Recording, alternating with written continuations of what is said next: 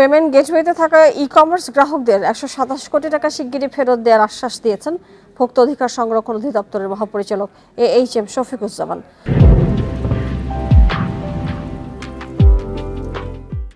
গ্রাহকের বাকি পাওনা ফেরত দিতে পরবর্তী করণীয় ১৫ দিন পর জানাবে নতুন কমিটি।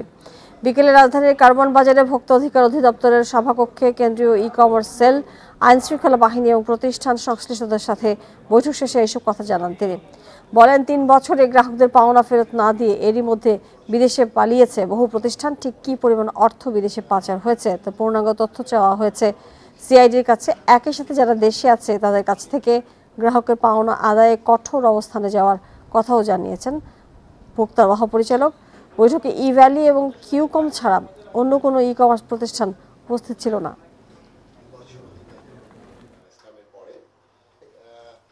15 ওয়ার্কিং ডের মধ্যে তারা এই ১২৭ কোটি টাকা কিভাবে ফেরত দেওয়া যায়, প্লাস আমাদের এই সমস্যা থেকে আমরা কিভাবে বেরিয়ে আসব সেটার জন্য একটি রিপোর্ট তৈরি করবে। এই রিপোর্টটা আমাদের আজকের সিদ্ধান্তের আলোকে একটা রেজুলেশন আমরা আজকে বা কালকের মধ্যে করে ফেলবো।